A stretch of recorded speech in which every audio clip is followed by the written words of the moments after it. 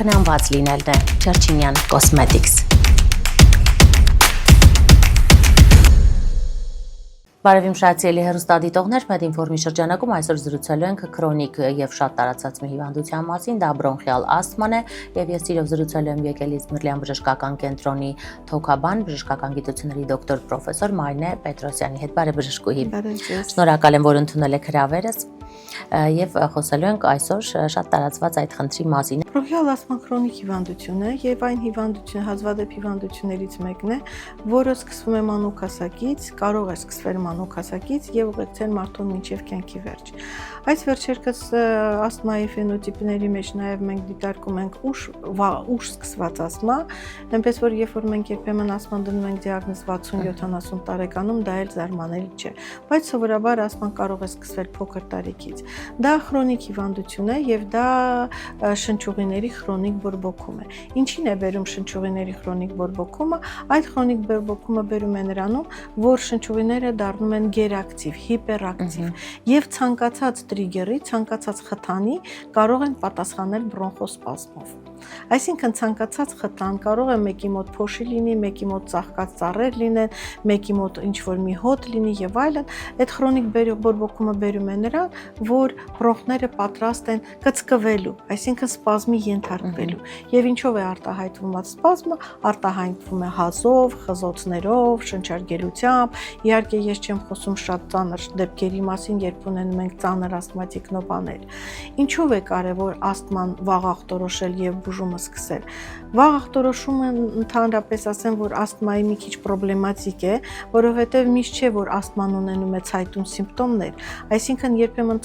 ասթման կարող է արտահայտվել միայն չոր հազով։ Շատ դժվար է դա ախտորոշել եւ մենք ունենք այդպիսի ախտորոշում, ինչպիսին է ասթմայի հազային տարբերակը։ Բայց բժշկուհիներիցեք ընդհատելու, այսինքն մշտապես այդ չոր հազը ուղեկցվում է, թե դա նոպաձև սկսվում է, հետո կարող է դադարել։ Դա կարող է լինել մշտական, դա կարող է լինել պարբերաբար, քրոնիկ, երկար տևող հազ, կարող է լինել պարբերաբար, կարող է լինել նաև մշտական։ Այդ դեպքում ասթմայի ախտորոշումը ինչով է բարդանում։ Եթե օրինակ թոքերի քրոնիկ օբստրուկտիվ հիվանդությունը ախտորոշելու համար մեզ բավական է անել սպիրոմետրիա եւ տեսնել, որ այնտեղ կա խնդիր, ապա ասթմայի ժամանակ մենք կարող ենք անել սպիրոմետրիա եւ կարող ենք ունենալ նորմալ սպիրոմետրիա։ Նույնիսկ խզոց ունեցող հիվանդը կարող է գործիքային հետազոտությամբ ունենալ նորմալ թվեր։ Հետաքրքիր է։ Ասթման մենք չենք ախտորոշում ոչ էոզինոֆիլներով, ոչ իմունոգլոբուլինով, ոչ նույնիսկ XLT-նոյով, մինչ այսօր ասթման մնում է կլինիկական ախտորոշում,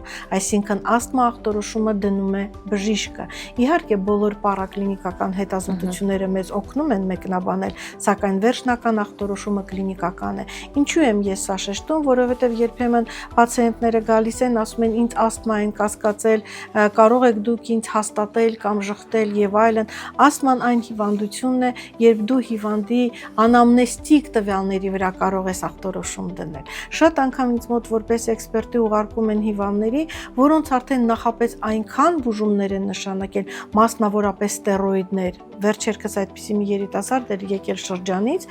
չի կարելի ասթման ախտորոշել, եթե հիվանդը կանխավ գալիս է արդեն իր մանավանդ հորմոնալ բուժում ստացած։ Եթե իմ ուղերձը եթե թույլ կտակ բժիշկների,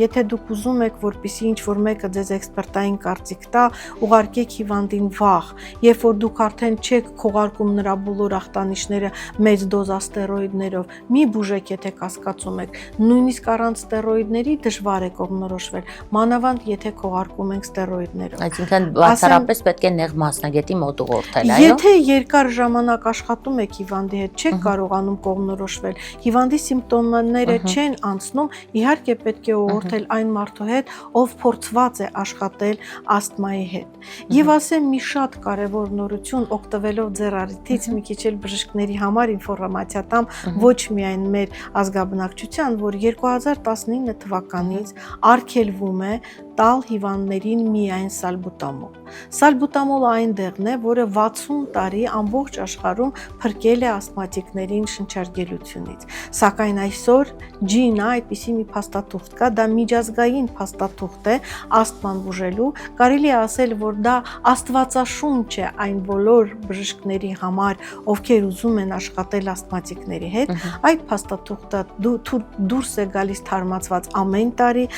տարի չէ, որ լինում են հեղափոխական նորություններ իհարկե, բայց ամեն տարի լինում են որոշ շտկումներ։ Եվ 2019 թվականից ջինան միանշանակ խորհուրդ չի տալիս կիրառել մոնոտերապիա սալբուտամոլով։ Ինչու՞։ Որովհետև սալբուտամոլը ընդամենը հանում է բրոնխոսպազմը, իսկ բրոնխոսպազմի պատճառը քրոնիկ բորբոքումն է։ Եթե դուք չեք հանում քրոնիկ բորբոքումը, դուք միայն վերացնում եք հետևանքը, բայց բուն պատճառը մնում է այնտեղ։ Եվ այդ բուն պատճառը չի թողում, որպեսզի մենք կառավարենք այդ հիվանդությունը։ Այո, ուստի ինձ մոտ հարց է առաջանում, մենք նշեցինք, որ դա քրոնիկ հիվանդություն է։ Ի վերջո ունի ասթման բուժման որևէ մոտեցում, որը կամ կմեղմացնի, կամ գոնե ժամանակ առ ժամանակ հիվանդը առանց դրա կարող է հանգիստ ապրել։ Իհարկե, կանխավ ասեմ, որ ասթման ունի շատ դեմքեր, շատ ֆենոտիպեր։ Այսօր մենք գենոտիպավորում ենք, ֆենոտիպավորում ենք, մենք ունենում ենք շատ թեթև ասթման, նույնիսկ ջինան այդպես է գրում, ինչպես վարվել թեթև ասթմաների ժամանակ։ Մենք ունենում ենք միջին ծանրության եւ մենք ունենում ենք շատ ծանր ասթմա։ Ծանր, դժվար կառավարվող ասթմա, որի համար այսօր աշխարհում կիրառվում են բիոլոգիական պրեպարատներ, որոնք ցավոք սրտի այսօր Հայաստանում չկան, բայց խոսեմ նրա մասին, ինչ այսօր կա Հայաստանում։ Թեթև ասթման շատ ճիշտ, շատ հեշտ կարելի է վարել, այդ հիվանդները լինում են շատ հեշտ կառավարելի եւ ասեմ, որ ասթման դա այն ախտորոշումը չէ, որ մարդիկ կհաբեկվեն, եթե իհարկե դա շատ ծանր ասթմա չէ, դա դժվար հիվանդություն է, բայց թեթև ասթման, միջին ծանրության ասթման կառավարելի հիվանդություն է։ Ես իմ հիվանդներին միշտ ասում եմ, ասթման անբուժելի հիվանդություն է, բայց կառավարելի հիվանդություն է։ Ինչու է այն անբուժելի։ Որովհետև եթե ախտորոշումը կա բրոնխիալ ասթմայի, ոչ ոք չի կարող գարանտիա տալ, որ օրինակ հիվանդը լավ է, վաղը հանկարծ նոպատ չի սկսվի։ Երբեմն պացիենտներ կան, որ գալիս են ասում են, բժշկուհի, եթե դու ինձ գարանտիա տալիս ես, որ իմ ասթման այլևս չի կրկնվի, ես ձեզ մոտ կբուժվեմ։ Ես էլ ասում եմ, ես գարանտիա չեմ կարող տալ, աշխարհում ոչ ոք գարանտիա չի կարող տալ, բայց ես մի բան վստահաբար կարող եմ ասել, եթե դուք լսեք այն ամենը, ինչ ես կասեմ, ձեր ասթման կլինի կառավարելի։ Իսկ ինչ է նշանակում կառավարելի ասթմա։ Ասթման կառավարելի է համարվում, երբ հիվանդը զուրկ է ախտանիշներից։ Այսինքն մեզ նման, ինչպես ենք մենք նստած միմյանց դեմ եւ հանգիստ շնչում ենք, նրանք կարող են այդպես հանգիստ շնչել եւ ապրել, ստանալ իրենց դեղորայքը, իհարկե մենք ունենում ենք նաեւ ընդմիջումներ դեղորայքային, միշտ չի որ հիվանդը ստանում է ինգալյատորներ։ Բացի դա ասեմ, որ աշխարհում կան ասթմայով հիվանդներ, որոնք մարաթոնային վազքի չեմպիոններ են, օլիմպիական չեմպիոն, կան հիվանդներ, որոնք լողորդ են եւ օլիմպիական չեմպիոններ են, եւ 2004 թվականին Աթենքի օլիմպիադայի ժամանակ ես աշխատում էի Աթենքում եւ այնտեղ մեր հիվանդանոցը ռեֆերենս կենտրոն էր օլիմպիադայի մասնակիցների եւ ես կյանքում առաջի անգամ ականատես եղա, թե որքան ատլետների, սպորտսմենների մեջ որքան ասթմատիկներ կան։ Շատ հետաքրքիր է, որ ընտրել են ասես հակասող մի մասնագիտություն։ Ասեմ, դրա համար իմ խոսքս ուղղորդում եմ ծնողներին, որովհետև մասնավորապես ծնողները լինում են ահաբեկված եւ ասում են, ես չեմ ուզում, որպեսզի իմ երեխան ունենա ասթմա։ Մենք ոչ ոք չենք ուզենում, որ ինչ որ մեկը ունենա առողջական խնդիր, բայց եթե մենք ունենք ասթմա, մենք պետք է ռեալ նայենք խնդրին։ Բժշկուհի, իսկ կան առօրյայում օրինակ կենցաղային քայլեր, տան պայմաններում ապրելիս, ինչ դրանք միգուցե շատ պրիմիտիվ են թվում, բայց համոզված եմ շատեր, ովքեր ունեն ասթմա եւ ասես բարձի թողի վիճակում են, չեն դիմել բժշկի, ենթադրենք օգտագործում են կամ մեկ անգամ նշանակված այդ պրեպարատները տարիներով նորից չեն այցելում եւ այլն։ Հաստատ կարիք ունեն իմանալու, թե օրինակ առօրյայում ինչը կարող է ավելի սրացնել ասթմայի նոպաները եւ ինչը կարելի է կատարել տան պայմաններում, որպեսզի ավելի քչանան դրանք։ Ասման համարվում է ալերգիկ հիվանդություն եւ ցանկացած ալերգեն կարող է խթանել ասթմայի սրացումը։ Սովորաբար հիվանդները իմանում են իրենց ալերգենները։ Սովորաբար ալերգենը կարող է սկսել մեկ նյութից եւ մոնովալենտ ալերգիան դառնալ պոլիվալենտ ալերգիա եւ հիվանդները իմանալով կարող են խուսափել, սակայն խուսափումը միևնույն է չի կառավարում հիվանդությունը եւ դեղորայքային բուժումը միևնույն է պարտադիր է։ Եվ այդ տնական բուժումները, բազմաթիվ բուժումներ են անում մեր հիվանդները, կարող է ինչ-որ մեկին օգնել, ինչ-որ մեկին շատ, մեկին քիչ, բայց դրանով մենք ասма չենք բուժում։ Այո, բացառապես բժշկի հետ պետք է աշխատել։ Ասթման ժառանգական է թե ոչ։ Գիտեք, շատ անգամ են այդպիսի հարցեր տալիս, ընդհանրապես ցանկացած հիվանդության մասին։ Ես էլ ասում եմ, եթե ձեր աչքի գույնը, քթի չափը, բոյը բուսաթը ձեր ծնողներին նման է, ինչու պետք է ձեր հիվանդությունները ձեր ծնողներին նման չլինեն։ Իհարկե, ասթման սա գենոտիպի, այսինքն գենետիկայի եւ ֆենոտիպի համադրություն է, ինչ գենետիկ նախատրամադրվածություն ունենք եւ ինչ պայմաններում մենք ապրում, դա միասին կարող է բերել արդեն հիվանդության դրսևորմանը։ Այո, Տիկին Պետրոսյան, եւ մեր զրույցի վերջում կրկին խնդրեմ ուղղորդենք մեր հեռուստադիտողին, թե որ դեպքերում չոր հազը պարզապես կարող է լինել մրցածության, փոշու, ինչ որ այո, այսպիսի հպանցիկ ինչ որ դեպքերի հետևանք եւ որ դեպքերում պետք է անհանգստանալ եւ իսկապես դիմել մասնագետի, այսպես ամփոփենք մեր զրույցը, խնդրեմ։ Գիտեք, եթե հազը երկարատև է, եթե ոչինչ այդ հազին չի օգնում, պետք է փնտրել հազի պատճառը։ Ասթման դա ընդամենը հազի պատճառ, քրոնիկ հազի պատճառներից մեկն է եւ ամենատարածված պատճառներից մեկն է, որտեղ աշխարհում ասթման համարվում է տարածվածությունը գլոբալ առումով մոտ մինչև 7-ից 10%։ Եթե մենք նայում ենք այդպիսի քարտեզ կա, ասթմայի տարածվածությունը եւ մեր երկիրներն այնտեղ նշած, ցավոք սրտի մեր երկրի մոտ նշած է 1.2%։ Եվ որքանով ավելի մենք գնում ենք դեպի բարձր եկամուտ ունեցող երկրներ, այդքան ասթմայի տոկոսը ավելի ավելանում է։ Ես կարծում եմ, որ դա պայմանավորված է նրանով, որ այնտեղ ավելի շատ է, ավելի ճիշտ է ախտորոշվում։ Նորից ասեմ, որ դա կլինիկական ախտորոշում է, եւ եթե դուք երկար հազում եք, ունեք քրոնիկ հազ, առաջի հերթին տարբեր այլ քրոնիկ հազի պատճառներից հետո իհարկե պետք է բացառվի կամ հաստատվի բրոնխիալ ասթմա։ Շնորհակալ եմ Տիկին Պետրոսյան, շատ հետաքրքիր ինֆորմացիա եւ հարցազրույցի համար։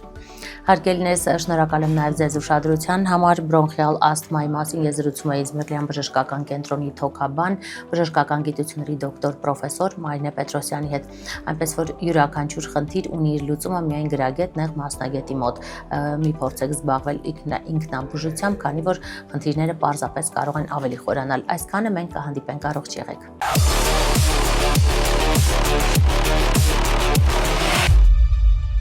Ինչ ջրեն, ջուր խմելու ժամանակն է։ Ողջույն առողջ սպորտի բոլոր հեռուստադիտողներին, մարզասերներին։ Ես գտնվում եմ Hill սպորտային համալիրում եւ ինչպես միշտ ձեզ ցույց ենք տալուց վարժությունների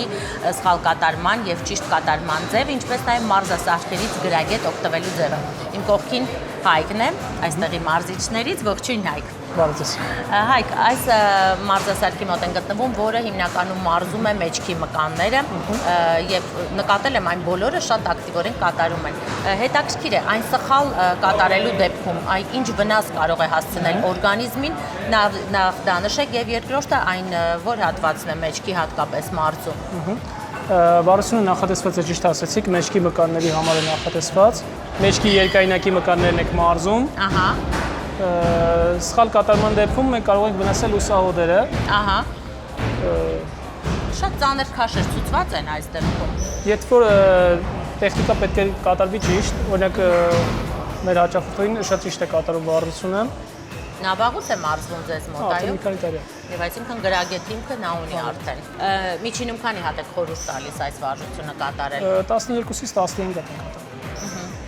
Եվ արտաշնչելը պետք է լինի իջեցնել դեպի ներքև, այդ ժամանակ բերանով արտաշնչ, այո։ Իսկ այս վարժությունը դուք ցուցում եք կատարել ամեն օր, եթե մարդը մարզվում է ամեն օր, թե գոնե այս վարժությունը կատարում ենք մեջքի մարզման օրը։ Հատուկ օրեր ունեք այդ օրերին։ Դասակարգում ենք մկանները։ Թե չէ կարող է ծանրաբեռնել մեջքը, եթե ավելի հաճախ կատարվի։ Մեջքի մկանները, երբ որ մենք մարզում ենք, պետք է թողնենք, որպեսզի այն վերականգնվի։ Հանգիստ ենք տալիս, որ վերականգնվի մկանները։ Շատ լավ։ Փորձեմ ես էլ կատարել։ Ուղղորդեք, արդյոք ես ճիշտ եմ կատարել Անիլու բեյից հետո տեսնենք ինձ մոտ ինչպես է ստացվում։ Չէ, մի քիչ ավելի ձեռքերը ավելի լայն։ Լայն, այո։ Ահա։ Թիկունքը պահում ենք ավելի բարձր, դանդաղ, մի քիչ գլուխը բարձր։ Թիակները առաջինային թիակները կծկում ենք հետ, պետք չի շատ իջեցնել։ Թիակները կծկում ենք, դանդաղ բարձրանում է վեր։ Իջեցնելուց արտաշնչում ենք եւ դանդաղ բարձրացնում ենք դեպի վերը։ Վերը բարձրացնելը մի քիչ ավելի դանդաղ։ Այո։ Արտաշունչ դանդաղ բարձրանում է վեր։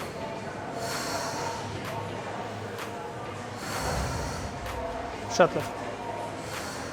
Այնպես որ հարգելի հեռուստադիտող ես էլ փորձեցի ճիշտ կատարել եւ ստացվեց ինձ մոտ։ Ես սիրում եմ ավելի ծանր քաշերով այս վարժությունը կատարել, դա ճիշտ է կանանց դեպքում։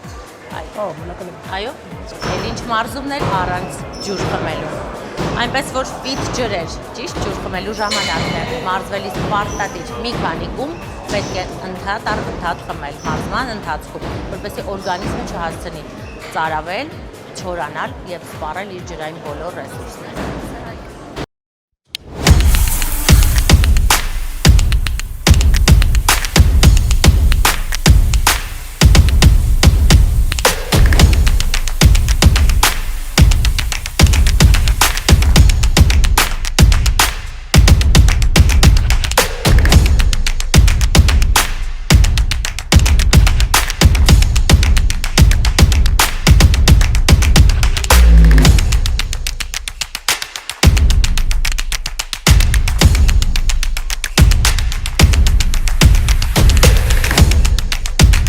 Կարևորը խնամված լինելն է։ Չերչինյան Cosmetics